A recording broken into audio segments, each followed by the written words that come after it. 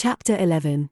A new chapter in a novel is something like a new scene in a play, and when I draw up the curtain this time, reader, you must fancy you see a room in the Georgian at Millcote, with such large figured papering on the walls as in rooms have, such a carpet, such furniture, such ornaments on the mantelpiece, such prints, including a portrait of George III, and another of the Prince of Wales, and a representation of the death of Wolfe. All this is visible to you by the light of an oil lamp hanging from the ceiling, and by that of an excellent fire, near which I sit in my cloak and bonnet, my muff and umbrella lie on the table, and I am warming away the numbness and chill contracted by 16 hours exposure to the rawness of an October day. I left Lowton at 4 o'clock a.m., and the Millcote town clock is now just striking 8. Reader, though I look comfortably accommodated, I am not very tranquil in my mind.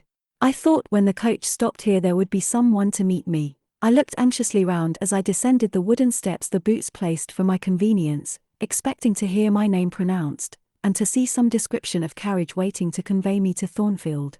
Nothing of the sort was visible, and when I asked a waiter if anyone had been to inquire after a Miss Eyre, I was answered in the negative, so I had no resource but to request to be shown into a private room, and here I am waiting, while all sorts of doubts and fears are troubling my thoughts. It is a very strange sensation to inexperienced youth to feel itself quite alone in the world, cut adrift from every connection, uncertain whether the port to which it is bound can be reached, and prevented by many impediments from returning to that it has quitted. The charm of adventure sweetens that sensation, the glow of pride warms it, but then the throb of fear disturbs it, and fear with me became predominant when half an hour elapsed and still I was alone. I bethought myself to ring the bell. Is there a place in this neighborhood called Thornfield? I asked of the waiter who answered the summons. Thornfield? I don't know, ma'am, I'll inquire at the bar. He vanished, but reappeared instantly. Is your name Eyre, miss? Yes. Person here waiting for you. I jumped up, took my muff and umbrella, and hastened into the inn passage. A man was standing by the open door, and in the lamplit street I dimly saw a one-horse conveyance. This will be your luggage, I suppose, said the man rather abruptly when he saw me, pointing to my trunk in the passage. Yes. He hoisted it onto the vehicle, which was a sort of car, and then I got in. Before he shut me up, I asked him how far it was to Thornfield. A matter of 6 miles. How long shall we be before we get there? Happen an hour and a half. He fastened the car door, climbed to his own seat outside, and we set off. Our progress was leisurely, and gave me ample time to reflect. I was content to be at length so near the end of my journey, and as I leaned back in the comfortable though not elegant conveyance, I meditated much at my ease. I suppose, thought I, judging from the plainness of the servant and carriage, Mrs. Fairfax is not a very dashing person. So much the better. I never lived amongst fine people but once, and I was very miserable with them. I wonder if she lives alone except this little girl. If so, and if she is in any degree amiable, I shall surely be able to get on with her.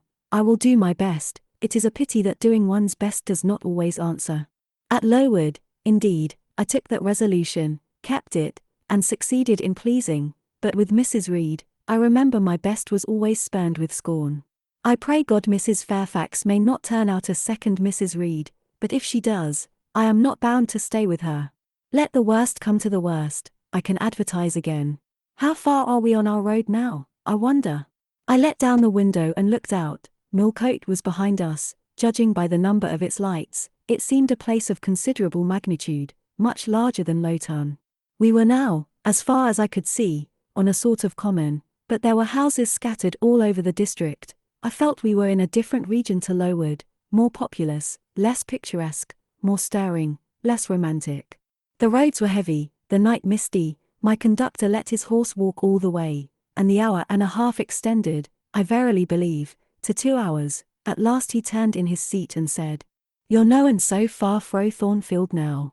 Again I looked out. We were passing a church. I saw its low broad tower against the sky, and its bell was tolling a quarter. I saw a narrow galaxy of lights too, on a hillside, marking a village or hamlet. About 10 minutes after, the driver got down and opened a pair of gates. We passed through, and they clashed to behind us.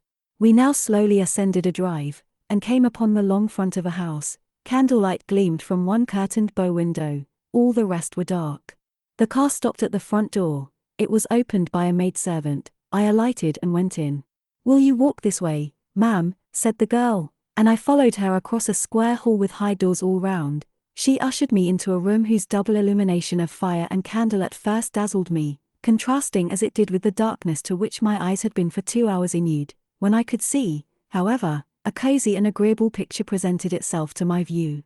A snug small room, a round table by a cheerful fire, an armchair high-backed and old-fashioned, wherein sat the neatest imaginable little elderly lady, in widow's cap, black silk gown, and snowy muslin apron, exactly like what I had fancied Mrs. Fairfax, only less stately and milder looking.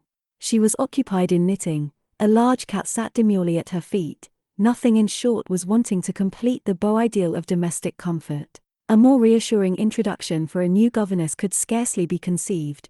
There was no grandeur to overwhelm, no stateliness to embarrass, and then, as I entered, the old lady got up and promptly and kindly came forward to meet me. "How do you do, my dear? I am afraid you have had a tedious ride. John drives so slowly. You must be cold. Come to the fire." "Mrs. Fairfax, I suppose," said I. "Yes, you are right. Do sit down." She conducted me to her own chair, and then began to remove my shawl and untie my bonnet strings. I begged she would not give herself so much trouble.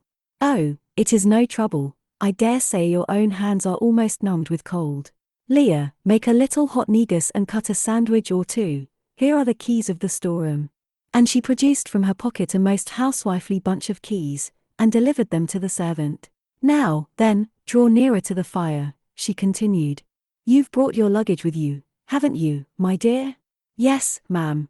"I'll see it carried into your room," she said, and bustled out. She treats me like a visitor, thought I. I little expected such a reception. I anticipated only coldness and stiffness. This is not like what I have heard of the treatment of governesses, but I must not exult too soon. She returned, with her own hands cleared her knitting apparatus and a book or two from the table, to make room for the tray which Leah now brought, and then herself handed me the refreshments.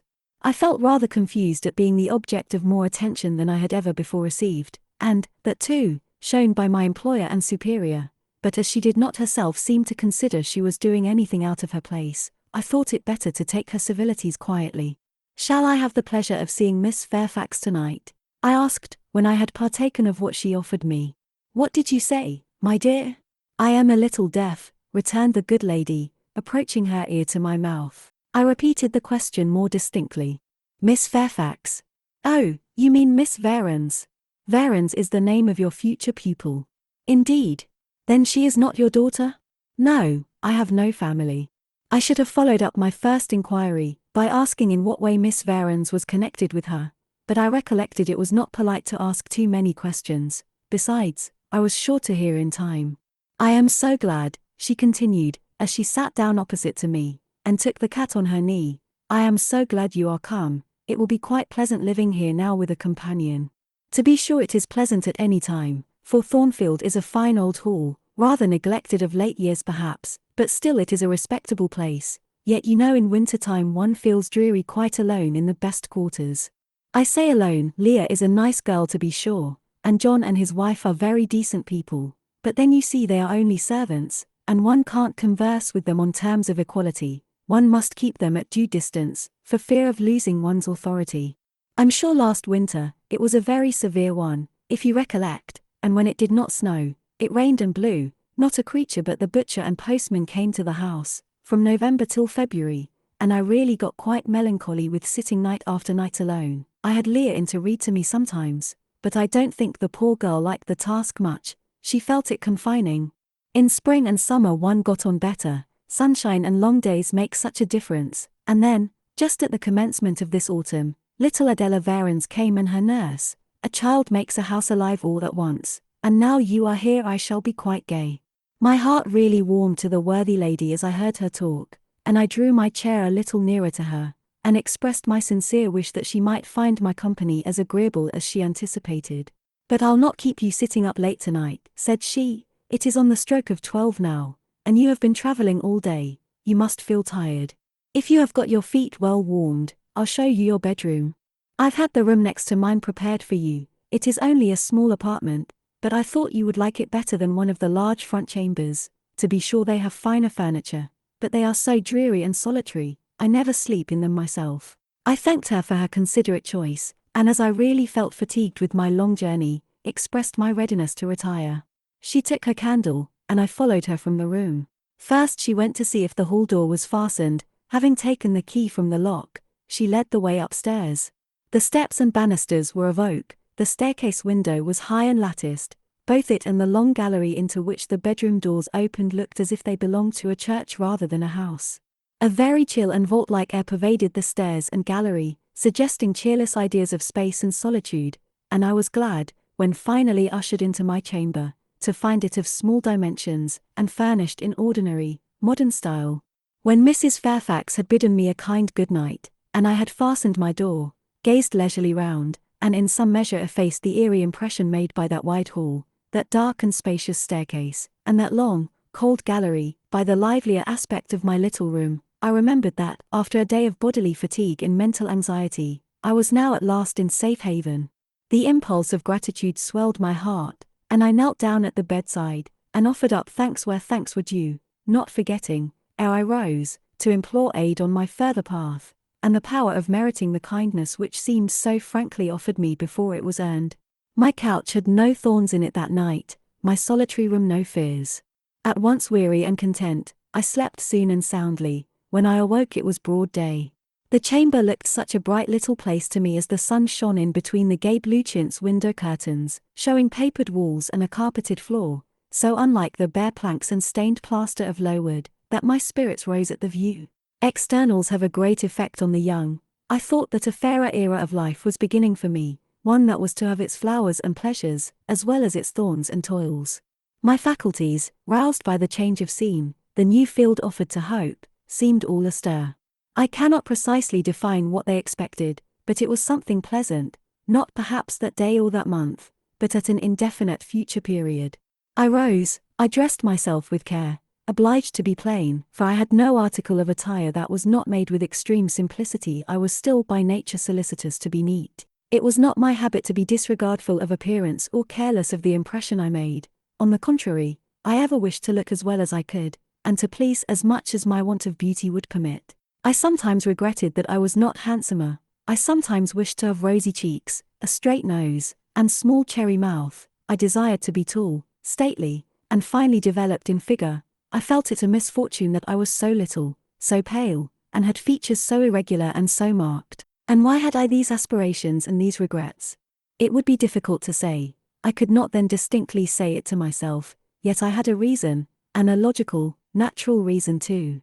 However, when I had brushed my hair very smooth, and put on my black frock, which, Quaker-like as it was, at least had the merit of fitting to a nicety, and adjusted my clean white tucker, I thought I should do respectably enough to appear before Mrs. Fairfax, and that my new pupil would not at least recoil from me with antipathy.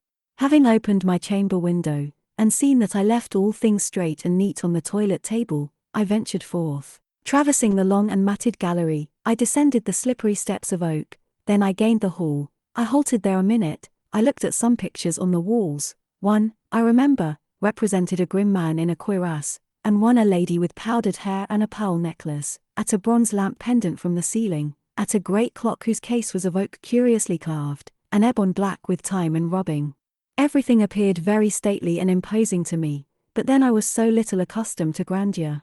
The hall door, which was half of glass, stood open. I stepped over the threshold. It was a fine autumn morning. The early sun shone serenely on embrowned groves and still green fields. Advancing onto the lawn, I looked up and surveyed the front of the mansion. It was 3 stories high, of proportions not vast, though considerable, a gentleman's manor house, not a nobleman's seat. Battlements round the top gave it a picturesque look. Its grey front stood out well from the background of a rookery, whose cawing tenants were now on the wing. They flew over the lawn and grounds to alight in a great meadow, from which these were separated by a sunk fence, and where an array of mighty old thorn trees, strong, knotty, and broad as oaks, at once explained the etymology of the mansion's designation. Farther off were hills, not so lofty as those round Lowood, nor so craggy, nor so like barriers of separation from the living world, but yet quiet and lonely hills enough, and seeming to embrace Thornfield with a seclusion I had not expected to find existent so near the stirring locality of Millcote. A little hamlet, whose roofs were blent with trees, straggled up the side of one of these hills, The church of the district stood near a thornfield. Its old tower top looked over a knoll between the house and gates. I was yet enjoying the calm prospect and pleasant fresh air, yet listening with delight to the cawing of the rooks, yet surveying the wide, hoary front of the hall, and thinking what a great place it was for one lonely little dame like Mrs. Fairfax to inhabit, when that lady appeared at the door. "What? Out already?" said she. "I see you are an early riser." I went up to her, and was received with an affable kiss and shake of the hand. "How do you like Thornfield?" she asked. I told her I liked it very much. "Yes," she said, "it is a pretty place, but I fear it will be getting out of order, unless Mr. Rochester should take it into his head to come and reside here permanently, or, at least, visit it rather oftener. Great houses and fine grounds require the presence of the proprietor." "Mr. Rochester!" I exclaimed. "Who is he?" "The owner of Thornfield," she responded quietly. "Did you not know he was called Rochester?" Of course I did not. I had never heard of him before, but the old lady seemed to regard his existence as a universally understood fact, with which everybody must be acquainted by instinct. "I thought," I continued, "Thornfield belonged to you." "To me? Bless you, child, what an idea! To me? I am only the housekeeper, the manager. To be sure, I am distantly related to the Rochesters by the mother's side, or at least my husband was. He was a clergyman, incumbent of Hay, that little village yonder on the hill, and that church near the gates was his. The present Mr. Rochester's mother was of Fairfax, and second cousin to my husband, but I never presume on the connection. In fact, it is nothing to me. I consider myself quite in the light of an ordinary housekeeper. My employer is always civil, and I expect nothing more. And the little girl, my pupil? She is Mr. Rochester's ward. He commissioned me to find a governess for her. He intended to have her brought up in Shire, I believe. Here she comes, with her born, as she calls her nurse." The enigma then was explained. This affable and kind little widow was no great dame, but a dependent like myself. I did not like her the worse for that. On the contrary, I felt better pleased than ever. The equality between her and me was real, not the mere result of condescension on her part. So much the better, my position was all the freer. As I was meditating on this discovery, a little girl, followed by her attendant, came running up the lawn.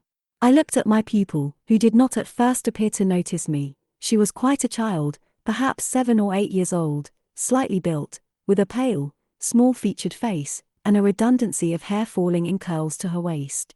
"Good morning, Miss Adela," said Mrs. Fairfax. "Come and speak to the lady who is to teach you, and to make you a clever woman some day." She approached. "C'est la ma gouvernante," said she, pointing to me, and addressing her nurse, who answered, "Mais oui, certainement. Are they foreigners?" I inquired, amazed at hearing the French language. "The nurse is a foreigner, and Adela was born on the continent, and, I believe, never left it till within 6 months ago.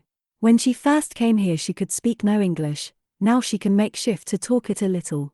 I don't understand her, she mixes it so with French, but you will make out her meaning very well, I dare say." Fortunately I had had the advantage of being taught French by a French lady, and as I had always made a point of conversing with Madame Pirot as often as I could, and had besides, during the last 7 years, learnt a portion of French by heart daily, applying myself to take pains with my accent, and imitating as closely as possible the pronunciation of my teacher, I had acquired a certain degree of readiness and correctness in the language, and was not likely to be much at a loss with Mademoiselle Adela. She came and shook hands with me when she heard that I was her governess, and as I led her into breakfast, I addressed some phrases to her in her own tongue. She replied briefly at first, but after we were seated at the table, and she had examined me some 10 minutes with her large hazel eyes, she suddenly commenced chattering fluently. "Ah," cried she, in French, "you speak my language as well as Mr. Rochester does. I can talk to you as I can to him, and so can Sophie. She will be glad. Nobody here understands her. Madame Fairfax is all English. Sophie is my nurse. She came with me over the sea in a great ship with a chimney that smoked. How it did smoke! And I was sick, and so was Sophie, and so was Mr. Rochester. Mr. Rochester lay down on a sofa in a pretty room called the salon, and Sophie and I had little beds in another place. I nearly fell out of mine. It was like a shelf. And mademoiselle, what is your name?" Jane Eyre." Bah!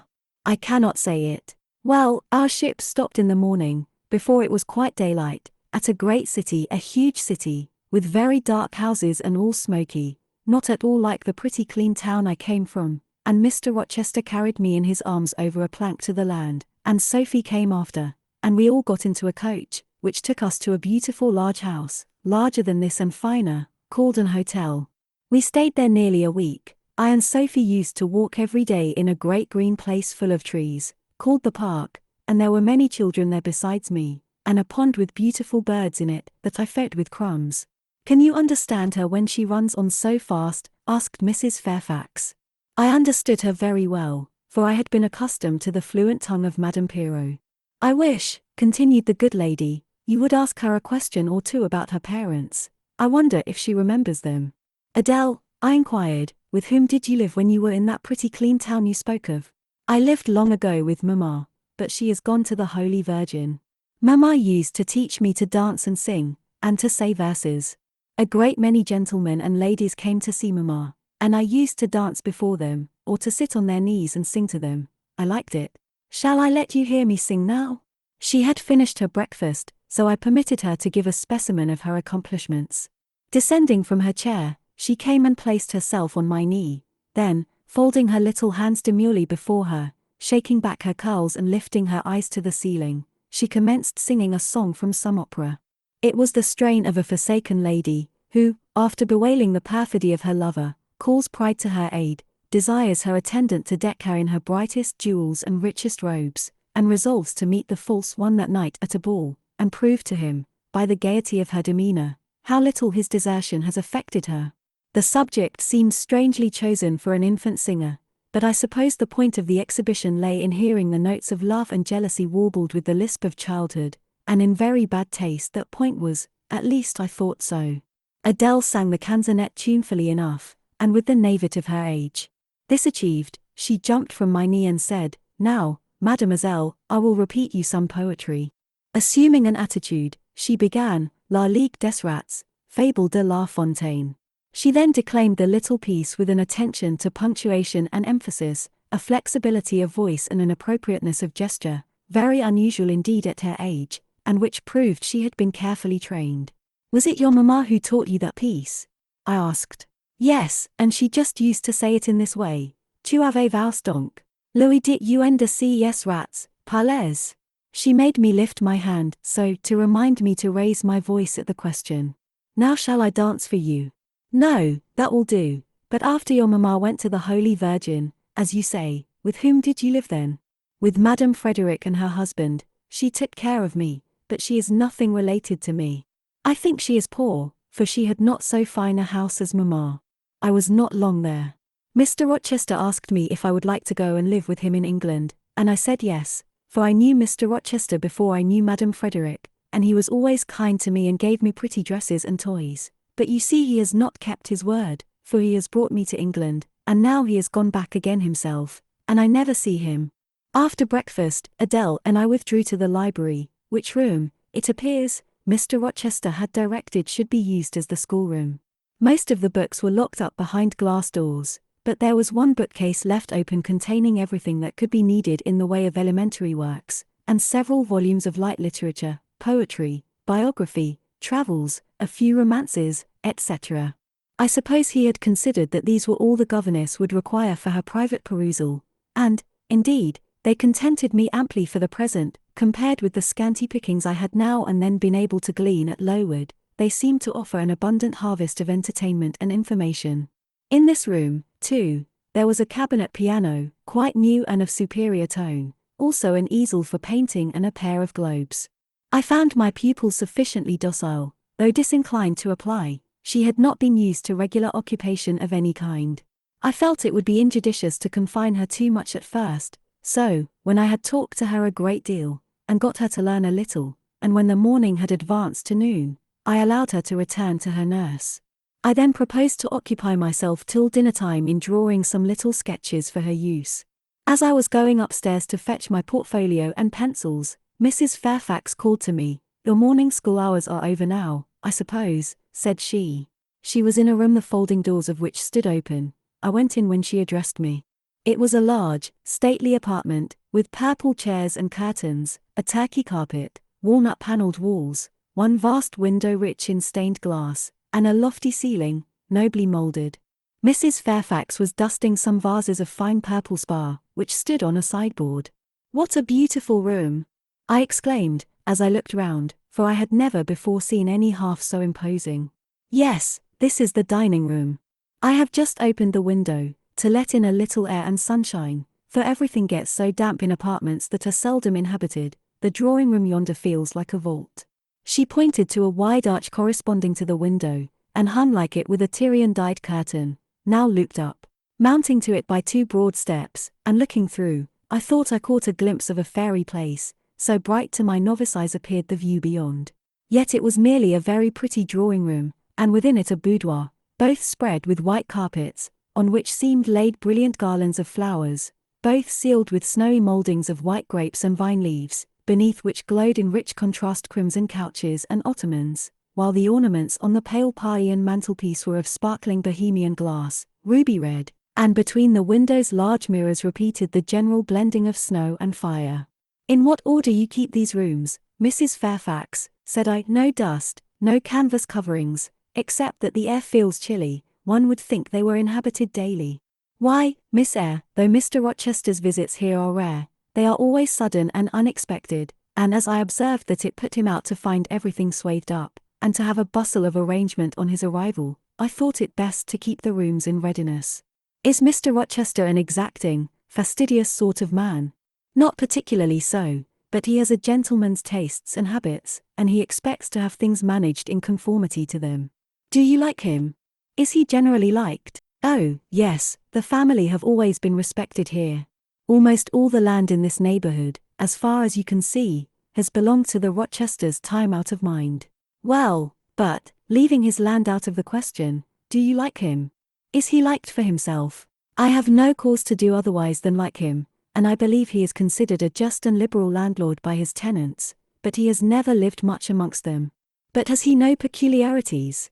What, in short, is his character?" "Oh, his character is unimpeachable, I suppose.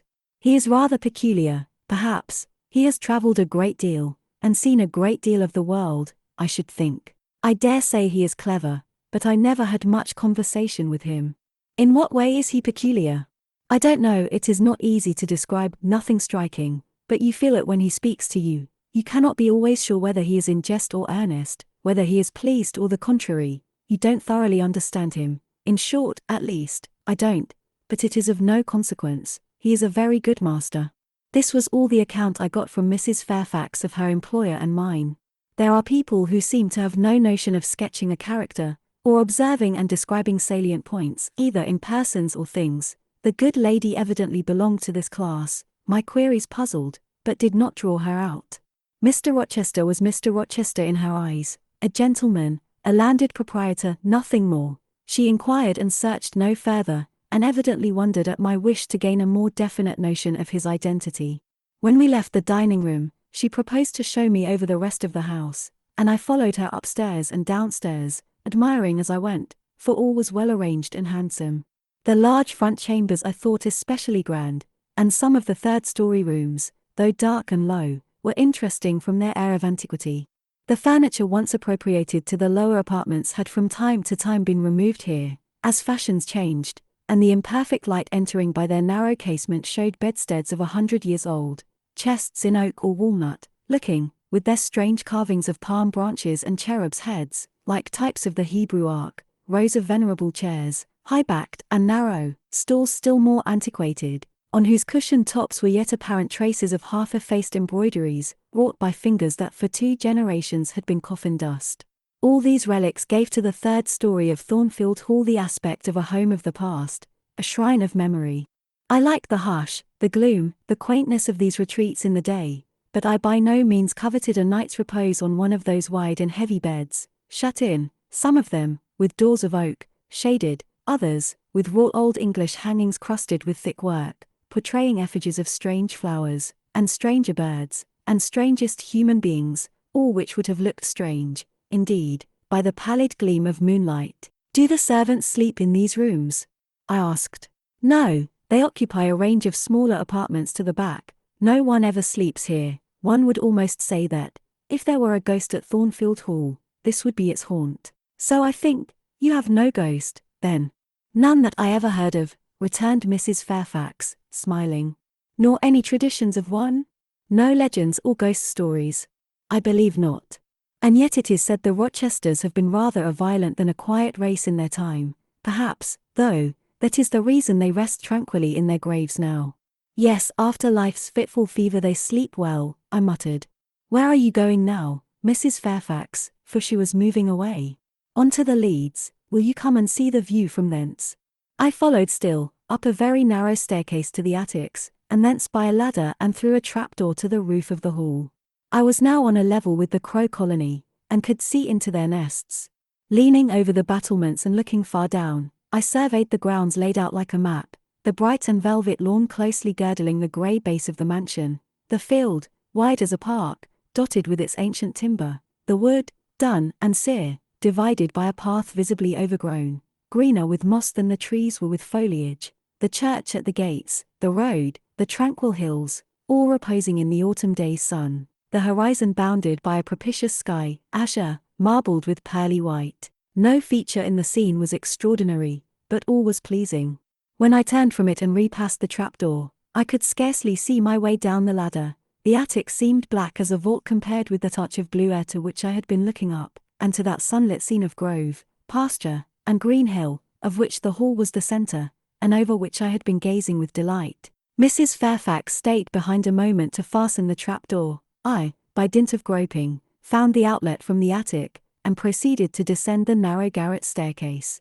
I lingered in the long passage to which this led, separating the front and back rooms of the third story, narrow, low, and dim, with only one little window at the far end, and looking, with its 2 rows of small black doors all shut, like a corridor in some Bluebeard's castle.